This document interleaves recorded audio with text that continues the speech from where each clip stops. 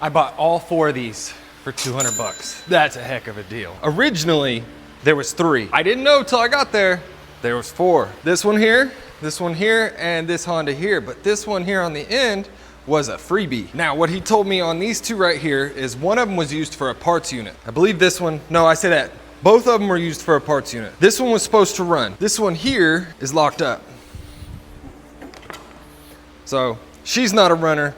My game plan here is probably to utilize this one for pieces and parts to fix that one. Basically make one nice one out of the 2. Now this one here, he told me it ran, but he used it for parts. That feels like it'll run. In my opinion, I think that one will actually run. We're missing the carbon stuff on it. Now the crazy thing with this is they had been posted for an hour when I saw it, and I was like, I'm not gonna get these. But I sent the message anyways, and it even said that thing that Facebook recently did where it's like, you're probably not gonna get a response on this. Do you wanna see similar listings, or do you wanna send message anyways? I click send message anyways. About 20 minutes later, he sends his phone number. I just called it immediately. Turns out I was the first person to actually call him. He doesn't wanna deal with texts at all. Just call him. He said, yeah, bring it on, come on. It was about a 2.5 hour drive, 2 hour drive. I don't know, it took me a whole lot longer than it should have because there was so much traffic. Due to road construction, I think I spent a total of an hour on the way there and on the way back sitting in 2 different sections of road construction. Terrible, 10 out of 10, wouldn't recommend it. Now when I called him, he had no details on these. When I called him on the phone, he told me that these 2 old bikes ran. Now this is completely outside of my wheelhouse. I do not know anything about what these are. This evidently is a Bridgestone bike. These were made in the 60s. I kind of looked it up. It was a Bridgestone 90 or something like that. It looks to be all there, but there's definitely not a filter on that. And the plug is out of it. I don't even know how to turn this thing over. Is it electric start? I guess so, just electric start. And judging by the plates on both of these, the last time they were registered, 1983. These were covered in dirt. No telling how long these things have been sitting for. But these 2 bikes actually, the Bridgestone doesn't have air in the back tire. Look at that battery. I've never even seen one of that size. Vintage bikes aren't my thing, but these things are definitely cool. Looks like we've got 2,537 miles on there. Let's see what this tank looks like on the inside. Oh yeah, I'm gonna have to break out my purse for that one. Rusty. Now, honestly, I don't know if I want to dump money into one of these because they're so old. And it's hit and miss when it comes to this old stuff if you can get parts. This is a collector's piece though. And what's crazy is like you look at it, this tank style is the same. Now this one over here is a Yamaha though. And I don't know at all what year model or anything this thing is. It has definitely been sitting for some time. Said this was, I went back and looked, he said this was a 1970s model Yamaha 125. I don't know, I can't see if there's any markings on the cylinder. I don't see any. This one has the same thing. Last registered in 1983. I can't believe I scored these for 200 bucks. Now I don't really know what these 2 are worth. I know about what that XR would be worth ready to ride. Those XRs alone were worth 200 bucks. Let's see what the inside of this tank looks like. I'm getting sidetracked. I'm kind of excited. Look at that one. Unfortunately, I didn't get titles for either one of these. Turns out they used to be street legalable. It's probably too slow to ride on the streets nowadays, at least where I live. And I tell you what, it is a hot one in here today. I am covered in sweat, and that's just from unloading and being in here for just a few minutes. Oh, this one has a kickstart on it. I'm gonna kick it over and see if it does anything. Kicks over. It's not locked up. Now, what I wonder is where did the key go on this thing? Ah, man, and we're missing the carburetor. That is a bummer. So these 2 right here are probably just gonna be clean and flip them. I'm gonna let these go to a collector who would really enjoy something like this, somebody who'd really who's looking for a piece like this versus somebody like me who is just, I don't know, I guess not into stuff like that. It's cool to look at, but I don't have no interest in it. Before y'all roast me in the comments, I like to have a faster turnover rate. I do not want to have something sitting around in here for months waiting on parts because I'm trying to find something, which I can imagine these are. Nobody I know, all of my friends that are, you know, buy and fix and resell, or they're collectors, they don't even know anything about these. They're just too old. Now, before I take these out there and wash them, I want to see if I can figure out if this thing will turn over or not. I have no idea how to hook up a jump box to this battery. Interesting.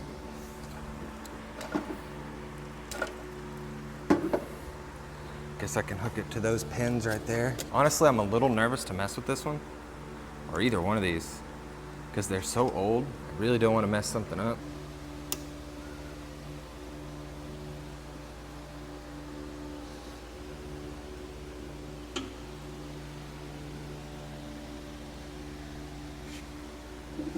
Huh, nothing's turning over, and I bet you it's because I do not have the key. Oh, you know what I bet? I might be able to pick this lock. Before I did all this, I did bank work, and I did a little bit of locksmithing from that. Bank vaults, not like stuff you see on TV. I'm not like a safe cracker or something like that. Got it. Still nothing. There's a fuse right here. Yeah, fuse is good. He told me when I was picking this up, there's about 50 people mad, real mad, that they didn't get it. I would not be surprised if a viewer on the channel happens to see these and say, hey, I tried to buy those. Being out of Dallas, and there is I forget the percentage, but Dallas and Houston are always in the top 10 of viewers of the channel. So y'all tell me, have y'all ever seen something like this? I thought the chain was off of it. There's 2 sprockets. What is the deal with that? Is that for like, is it switchable? Y'all let me know. Let me know down in the comments if y'all know what that is. Because I've never seen anything like that. Like I said, I don't normally deal with this. I guess you could switch, because the larger gear would give you a better torque off the line. Make it do wheelies. That's what the stunt guys do, put those big old sprockets on there. Well, I'm just gonna wash these and get these out of here. These are gonna be a turn and burn unit, because honestly, they probably need like for real serviced, opened up, really inspected. For a collector's piece like this, I just want it to go to somebody who'd really appreciate it. That's about all that's coming off of there, and I'm just gonna leave it. Last thing I wanna do is do some improper procedure, because there's some people out there who can work some magic to bring something like this back to life. And last thing I want to do is ruin some part that is borderline unobtainable. You know, you can't get them anymore, destroy the chrome on something, trying to clean it in a way. I'm just gonna finish washing these things off, and we're gonna call it good on these. Now, while we're waiting on those to dry, I'm gonna see if this will run. Now, what a lot of people don't know is you can actually start one of these without the carb. Not safe, it's not safe. Don't try this at home. I don't mind if I catch it on fire. So what I'm gonna do is tape off a portion of it, because every time I've done this, I've always had the opportunity to use my hand, and it was an electric start unit. This one isn't, so since it's a kickstart, I'm gonna tape part of it, and hopefully that'll work. And we're gonna try starting fluid first. This stuff hardly ever works for me, so I have little faith. I do have a little bit of gas when we put in it.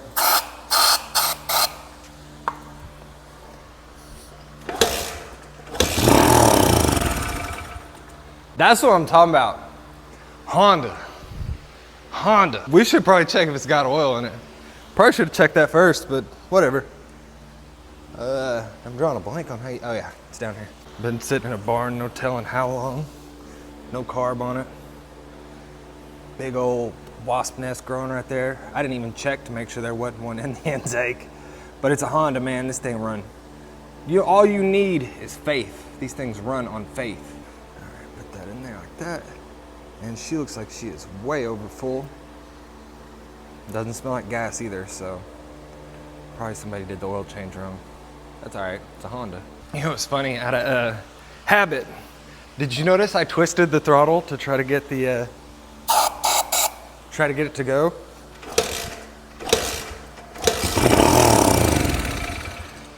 There we go. She is worth fixing. I absolutely love the XR series. These bikes they're so cool. They were comfy. They're a bike that can comfortably be trail ridden by somebody of my size. I'm like, what, 5'9", 190 pounds or so, depending on how much I've sweated out in here today. Probably a 185 at this point. That's cool. I love it when you go out and buy something and the seller's honest. He said this one ran, he just pulled parts from it. And his unit must have been pretty nice to strip this thing, because like, it's not a bad looking bike. So I'm gonna get some parts ordered and we're gonna go from there. So here's how these things cleaned up. They look pretty good. I mean, don't get me wrong, for their age, for being made in the 60s. I don't know exactly what year model these are. I'm gonna have to look it up. I think these were probably bought as a pair. My wife brought it up, but she was looking at it, she's like, look, they're registered at the same time. You know, March of 1983. But then I noticed this, check out the mileage. 2516, 2537. And I bet you there's some cool story behind these. And I wonder if they were his dad's, or if he acquired them together or something. He didn't seem to want to talk about them much. He just wanted them gone because he was selling his property. I bet there's some cool story behind these where they're like, husband and wife bought them together so they could cruise around. One of them wanted blue, one of them wanted red. Maybe father and son. I don't know. I mean, but to have mileage that are almost identical, it's like they were rode as a pair everywhere. That's super cool. I wish I'd had some kind of cool history to go with these, but I don't. It's just assumptions. And I mean, generally they look about the same amount of wear on them. I bet these things are stupid comfy. Nope. I mean, I guess that's not bad, but it's probably slow. These are both 2-strokes too. That is a weird seating. Like it wants to spread my legs apart. These grips suck. They're like hard rubber. These ones are too. Now I think these 2 units right here will probably bring me about, I'm thinking about 500 a piece. That's what I'm gonna shoot for. Will they bring that? I'm not 100% sure. I'll know as soon as I list it on Marketplace. I'll probably list them for about $1,000 for the pair. As soon as I put these on Marketplace, if it blows up, I know I listed them too cheap. If it sits on there and it's just crickets, they're not too much. This, I keep wanting to call it a bull taco for some reason, because it's got that B on the side. Briggs & Stratton. Bridgestone. Is that such a weird thing? They made tires. Bridgestone, I know, is making tires. Golly, but this thing's literally a dinosaur compared to me. Like, the last time these were registered, I wasn't even born yet. We'll see, we'll see. I've got good faith in these, but I'd like them to go to a good collector who would enjoy them. And I could turn a little profit on the deal. All right, we got some parts in now. Got us a new intake boot right here. Got us a new petcock with air filter, came as a kit. Some Scott grips, I like these. Scott makes a nice grip. And then these are Tusk tubes. I don't know if you've ran these before, but man, these are so thick. I think the other ones I had before were 3mm, I could be wrong. But it's such a thick tube. See, it's just so thick. And this makes it a lot harder to pop it. It's a little harder to get in there, but you don't end up popping a hole in the process. Got us that Chinesium carb and chain and sprockets. Because the one that was on there is looking pretty rough. And you can see those, that sprocket right there, look how worn she is. Now if you see me moving a little funky in this video, moving a little slow, I got in a wreck over the weekend. And the Outlander's pretty jacked up now. I flipped it. So I'll be hurting. I'd show you the bruising, but for some reason it's not purple. It's just swollen. It hurts. I'm gonna start with taking this airbox off. I wanna get this clean, make sure it's got all kinds of nasty stuff in there. And I can only imagine the inside of that where the filter goes. It's probably pretty dirty, and I'd rather it not suck in a bunch of dirt. But as I got down here to do that, look at what I noticed. Look at that. Look at them booger welds. Woo. So luckily, I have a spare rear wheel from the parts bike to be able to put on this. Hopefully the tube's good, so I don't have to swap that over. That ain't never no fun.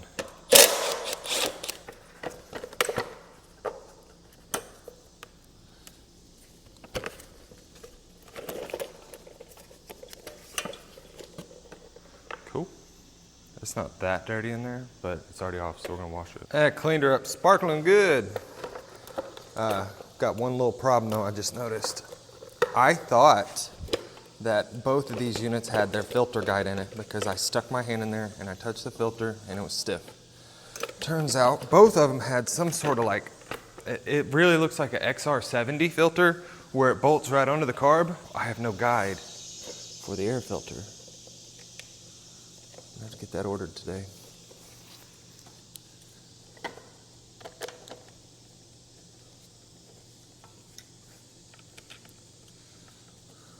Grab the one from the parts unit. Wash it up too.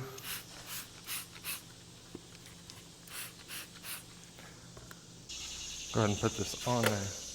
Although, I'm gonna have to go order a filter lid guide.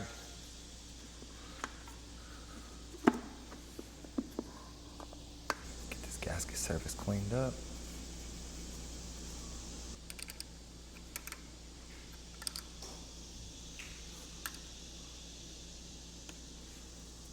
It's like this space, this intake boot is manufactured a little bit off. It does not want to let me put the bolt in straight. And this is not a cross thread, it's a tight thread type scenario. Hopefully that's enough. I basically bumped it up a size in the our holes, just to make them a little bit larger. Give me a little bit of wiggle room there. Hopefully this will work. And bolt this in straight. Oh, I think we're good.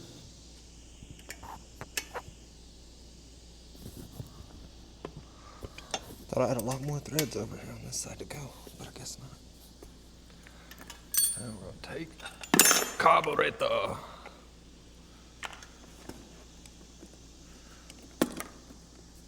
Oh yeah, come on. She does not want to fit in this boot on this side. There we go.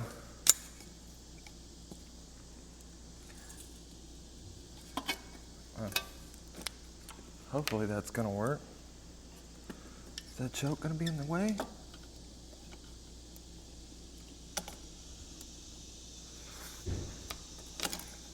That's not good. Maybe I just need to run these studs in a little bit further than I did.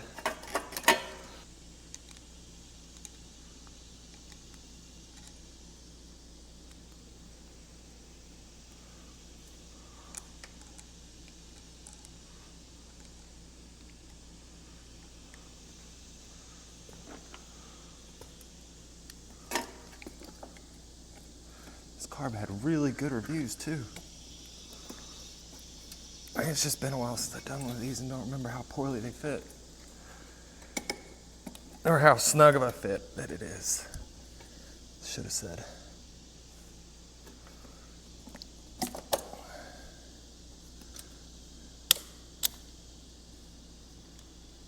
Hey, there's like barely any clearance between that choke and the frame. But we still have about 3 to 5 millimeters over here that we can tighten up, so maybe that's enough to give it the space. I haven't had one of these XRs in a long time.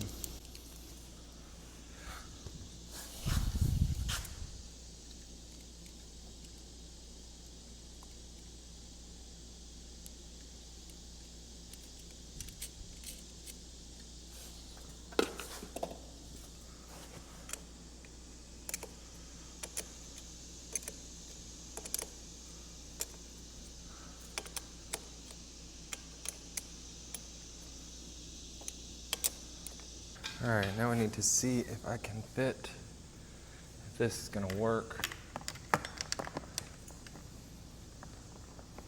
I gotta remember how to figure out how this routes first too. I don't wanna route it wrong. Most of these dirt bikes, they're a lot easier to mess with than four-wheelers.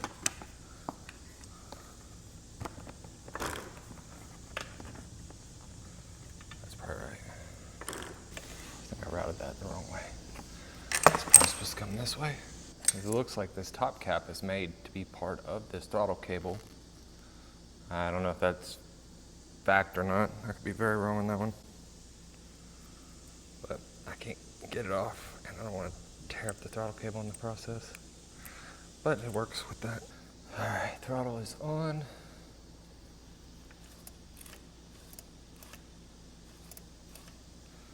Oh, we're definitely gonna have to lube that top, lube that, because it's sticky. Real sticky. We need to get this throttle to where it's not all sticky anymore. Go ahead and cut this grip off while I'm at it.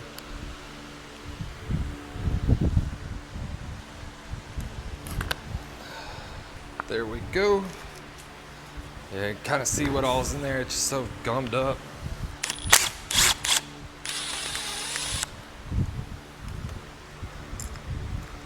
Zip that out.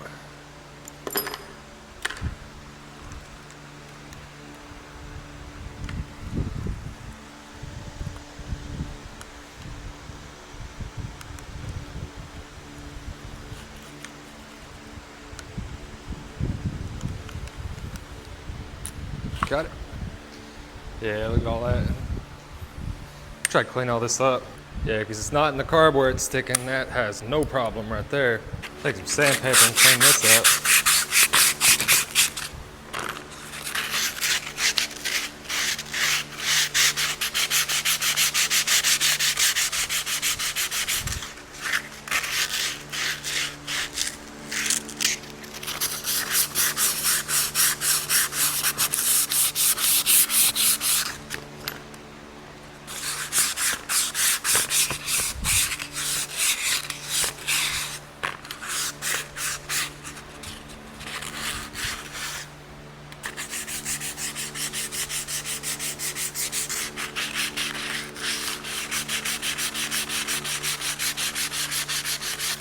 Oh yeah, that's much better right there. Nice smooth surface. See if it feels like it wants to bind up again. Cool. Wonder if I should lubricate this. I don't think so, because the lubrication will bind up or something in the end. It end up acting like it was.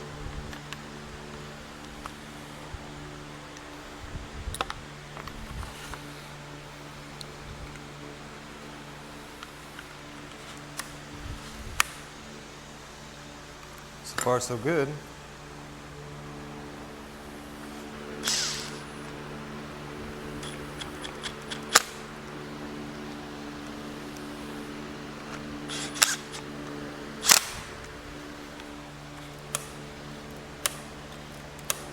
There we go, no more sticky throttle. All right, let's see. She will run under her own power now. Where's the fuel line at? Go ahead and use this fuel filter the carb came with. I washed out the tank a bit because there was a lot of varnish in it. I had a friend tell me that if I didn't clean that out, it would cause all sorts of issues with gumming up the valves and such.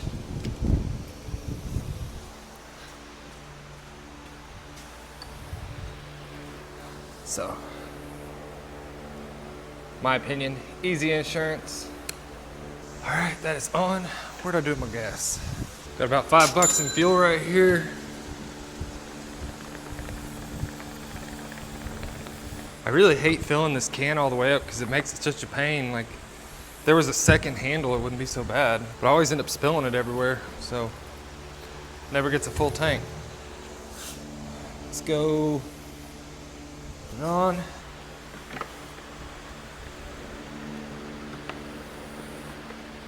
I might have to put the stand over here. I'm a little too broken right now to do it without it. Oh. I'm gonna have to put it on the ground. Oh, my back hurts. Oh. Let's try it again.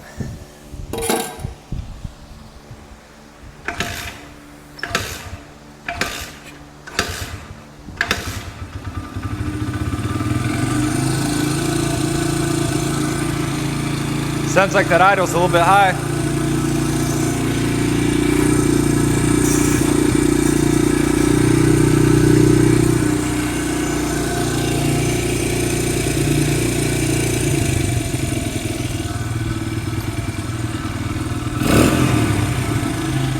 That's Honda for you.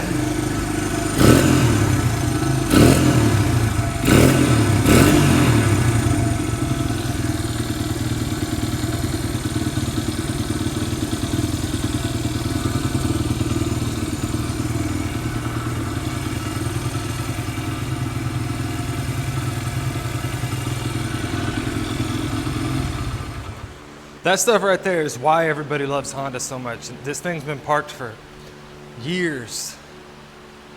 Threw a carb on it, she fired right up. Now, I do need to change this oil. That is something that should be done whenever you're doing something like this that's been sitting for so long. I made that mistake with my daughter's Predator 50. She was so excited to ride, I didn't even think twice. I got it running, off she went. And when I drained that oil, it drained out like syrup in the winter. It is nasty. The thing smokes, still runs good, but it smokes now. That's on me for not changing the oil. No telling how long it had sat before I got it. So I'll end up having to rebuild the top end on that thing eventually. All right, let's get this oil changed out. That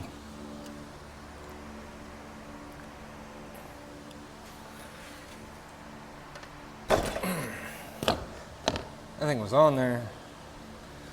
Oh, maybe it's just my body being hurting. You don't realize how much you use certain muscles till you can't use that muscle.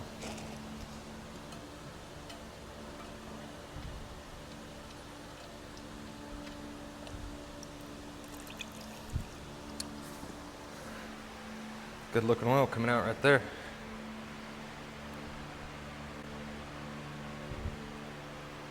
It's real thin. I'm gonna let that drain out for a little bit. There's no actual filter on these. There's like a screen built in, but to clean that, you have to pull the entire clutch cover and everything. I don't know why Honda did that on all their small bore stuff. Well, at least I don't know if the TRX 90s have it. I know the Recons, they don't have a filter. One of my best performing videos on the channel is actually, you know, how to change the oil on a Honda Recon, and the first thing I put on there is, hey, if you're here to see if where the oil filter is, it don't have one. And I tell you what, I got a lot of very appreciative people. I make it wait till halfway through the video to say, hey, there's no oil filter to change.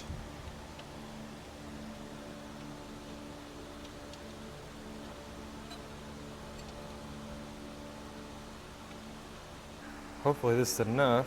It's just almost a quart, which is basically what this thing holds, is almost a quart.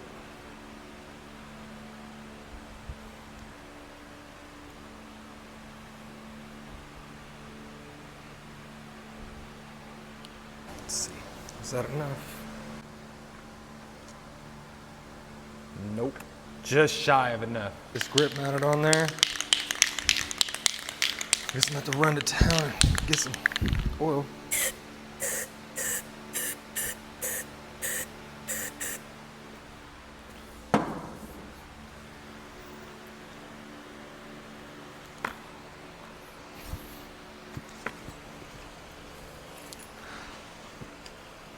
There we go. Cut this other side off.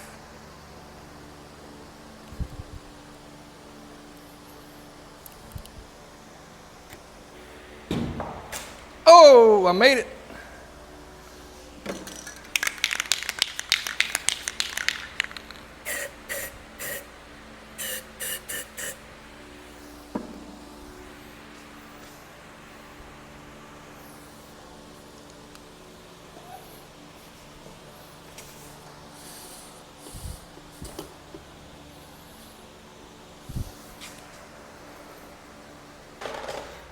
All right, we got some more oil.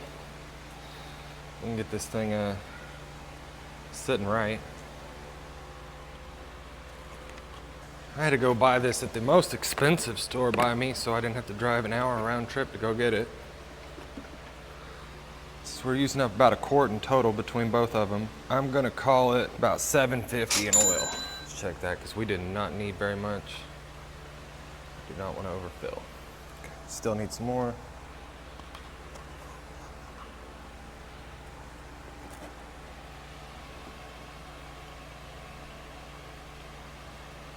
Perfect. Now, we're gonna do the most fun part that you can do on a dirt bike. That's sarcasm. Placing the tube.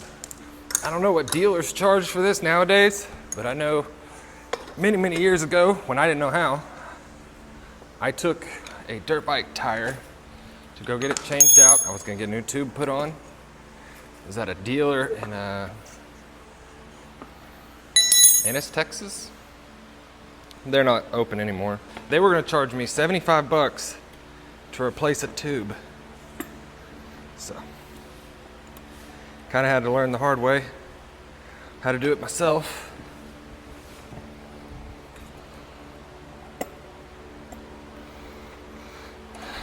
You need 2 tubes changed out at $75. That's pretty steep. This brake does not want to come out. Looks like it's still engaging. Undo that a little bit. If this thing's pulling in, it's not gonna work out.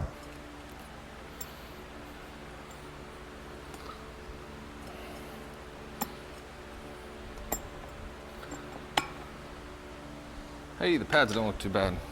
Oh, there, the tube is busted right here at the valve stem. Like, it just spins, so. Non-repairable.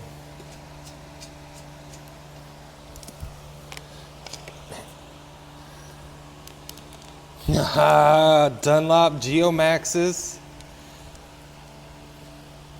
I used to ride more dirt bike stuff years ago. As far as riding goes, man, them Dunlop Geomaxes are a nice tire. But as far as swapping a tire goes, oh my gosh, these are some of the worst.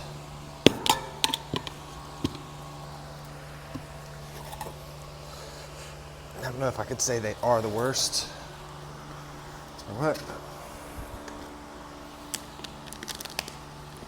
Soap is your friend. Dunlop Geomax is your enemy.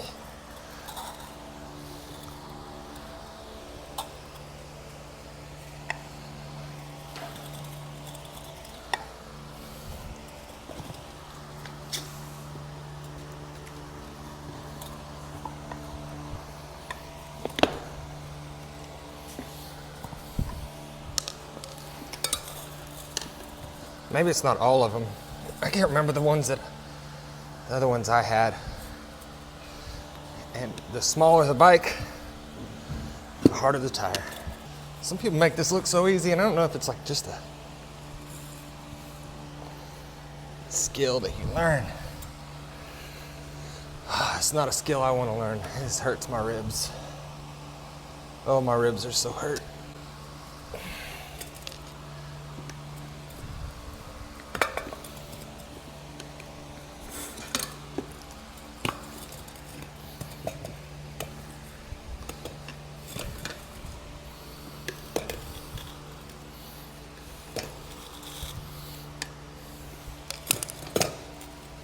There we go. Got it now. Come out of there.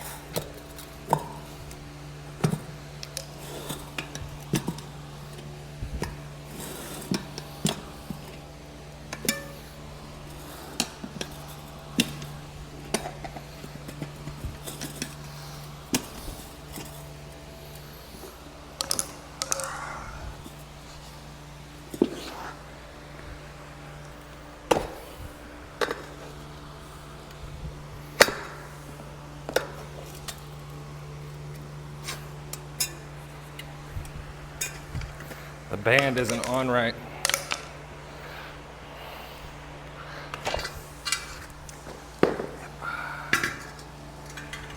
Rot it away. All right, let's hope this all goes back together easier than it came apart.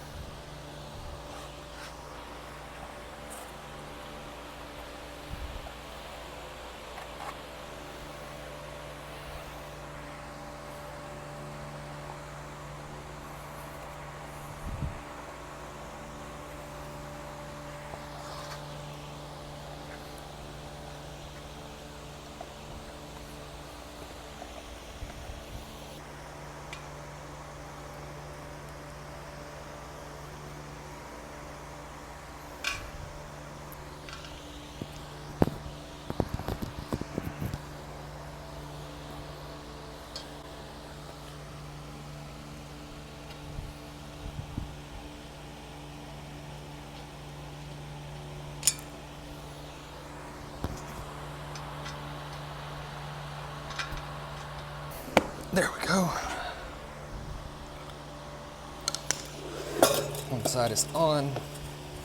Tuck that tube down there.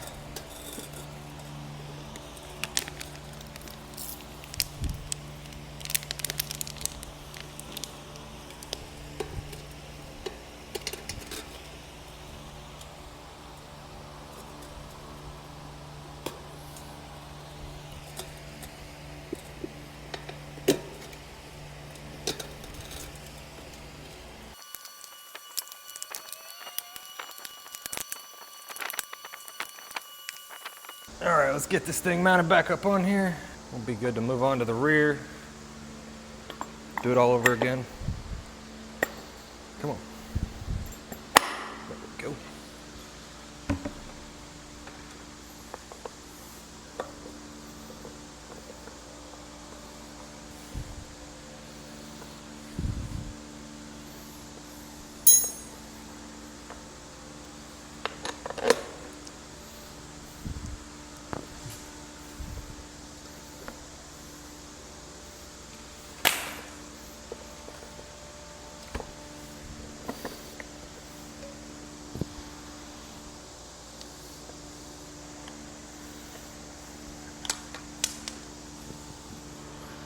Oh, where'd the spacer go?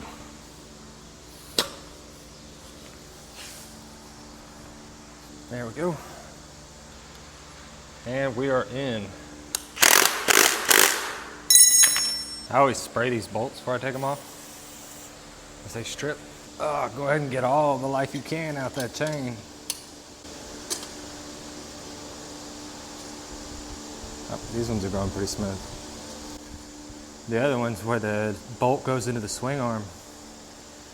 I broke a bunch of them off when I was doing salvage parts and found that if I sprayed them first, you didn't break off near as many.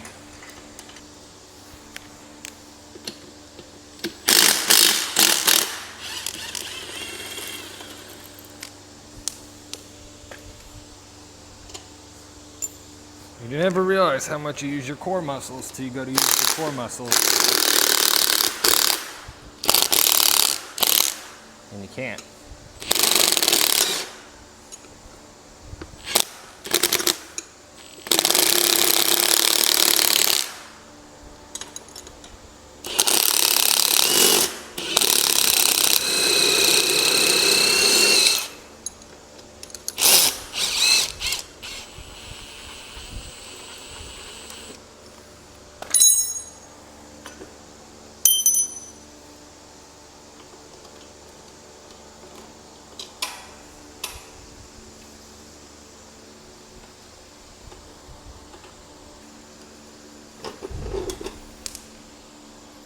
Look at that weld. They TIG welded the hell out of that thing. Must have broke a couple of them off over on this side. So it looks like. Broke two of them off. I mean, at that point, technically the wheel is trash. You really can't, I mean, you can replace the hub, but you can't fix that hub. So the way that I break these off is I'll take the nut, back of it like that, smash it,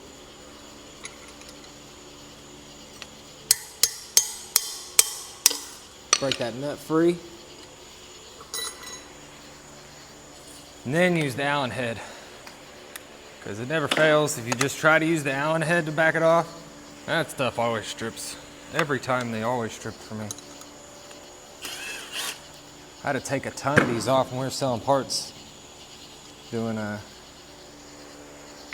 the way I'd ship the wheel. You didn't want the sprocket on there because it'd tear into the packaging.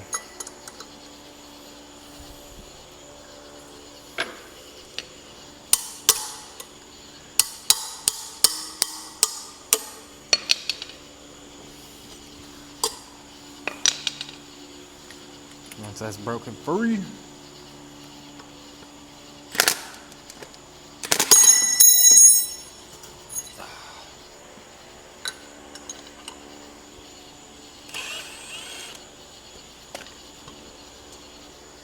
hey, it's not stupid if it works, right? I'm getting this Loctite everywhere. Whoops.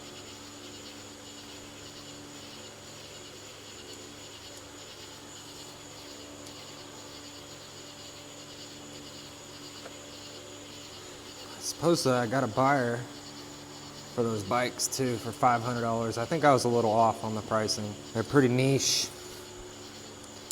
Basically, after talking with him, he was an expert. Like, he knew from looking at them exactly what they were, and he's an older man.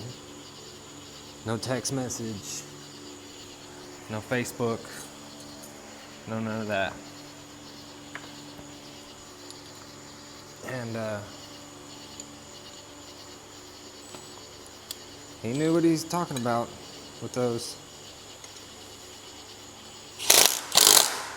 And he confirmed my suspicions that, you know, like that one needing a carb, he said that might be pretty hard to find. He said the Bridgestone parts are pretty easy. But he hosts some sort of ride for stuff like that. And he's gonna buy them to give them away. Already did that one. Because I got a little bit of interest in them, but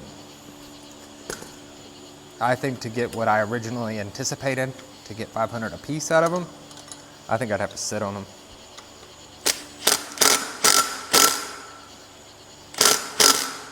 Or put them on eBay and ship them, which I don't really want to do. All right, rear wheel is ready to go. Grease this axle.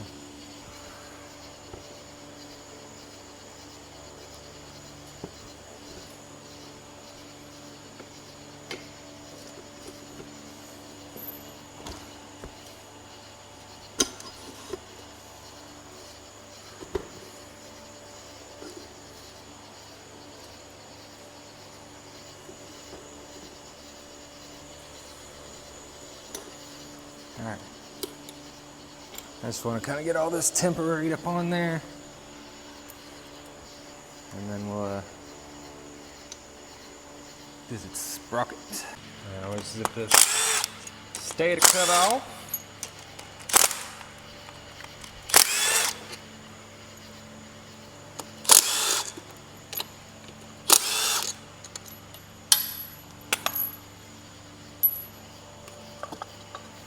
There's damage to the stator cover, but luckily not to the crankcase.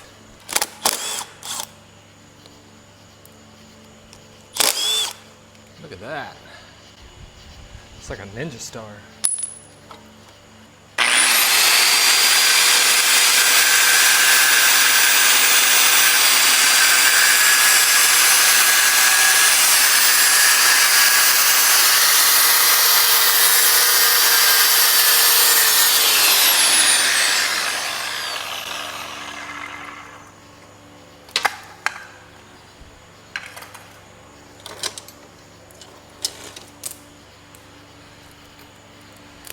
Good chain right there. I don't think these ones have an inside and an outside. Looks identical on both sides.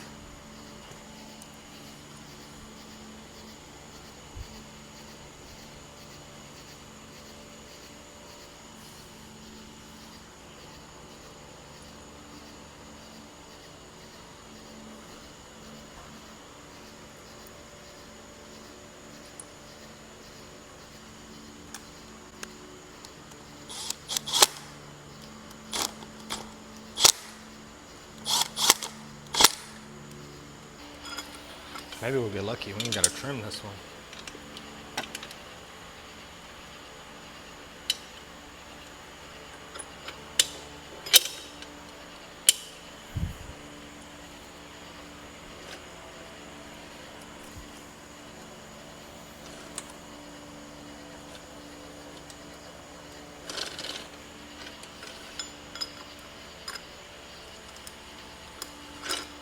Nope. Some links are gonna have to come out of this. All right, I broke my chain breaker, so we're using the grinder.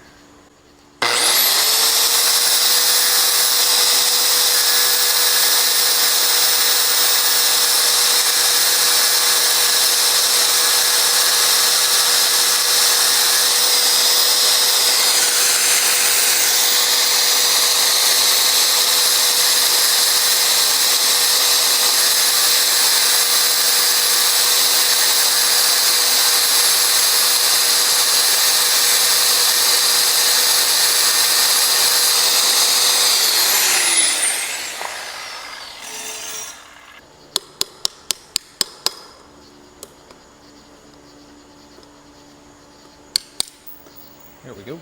It's a lot easier with a bigger screwdriver.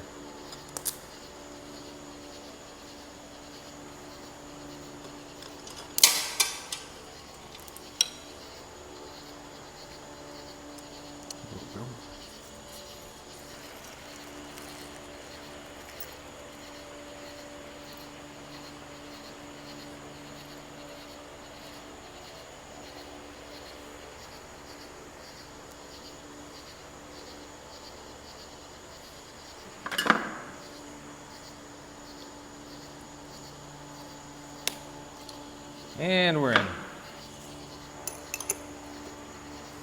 That other side's way off over there, so get that tightened up. Onto there, I stick a sprocket, stick a screwdriver or something in there, pull it back, and it pulls the other side towards it.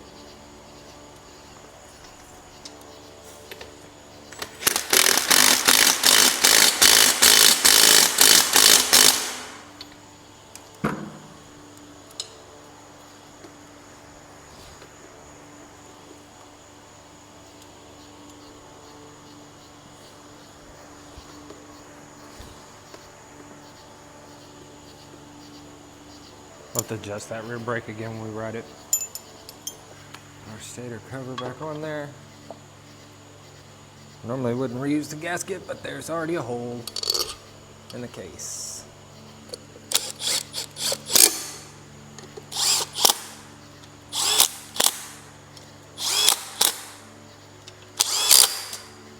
That is it for today. We're gonna wait for that filter cage to come in so we can get that put on, and then we can put all the plastics on. I'm pretty sure the seat has to come off to take the side plastics off on this. I could be wrong on that, but I'd rather just wait, put it all back together at once right there, and be done with it. All right, we got us a new air filter guide. The filter came already installed, and this thing seems really short, so I'm hoping it fits. Oh, perfect fit. Got our air filter in. So someone was nice enough to leave the factory bolts in here for the fender. Both fenders I have kind of look the same, but neither one of them are anywhere near mounting to those top bolts and to the bottom.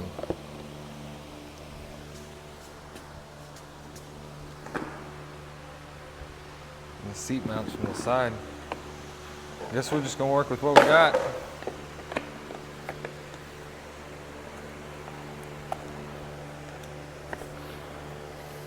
Be curious if this is some sort of XR70 fender.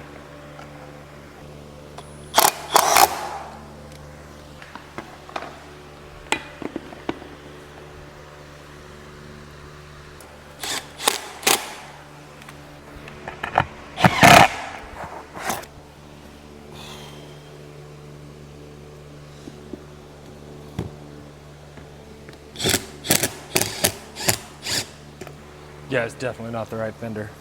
Definitely not the right fender. All right, now let's see if I can hobble myself on here and take it for a test ride.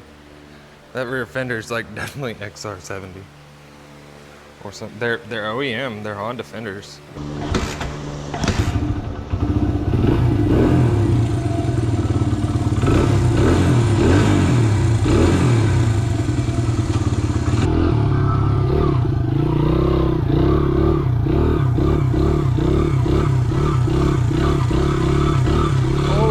Muscles engaged.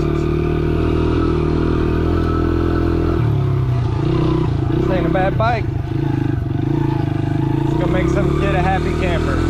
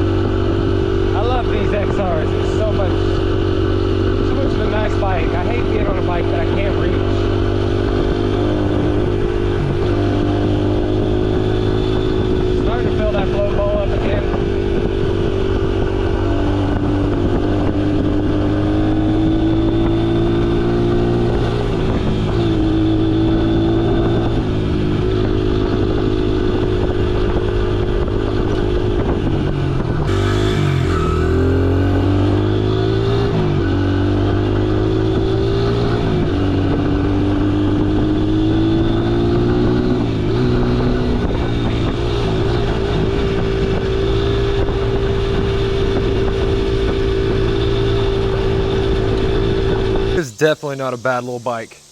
These XRs are great bikes, just overall. And so I'm gonna get it washed up, and let's see how she turns out. Hopefully I can get this fender cleaned up and these hand guards. It's a little squeaky and creaky, but hey, it's a Honda, you know? It doesn't smoke. That's the goal. All right, we're gonna hit her with some super clean, and we need to work fast because this is direct sunlight. And this stuff, well, you don't want to let it dry on the surface. Works great, but you don't want to let it dry on the surface.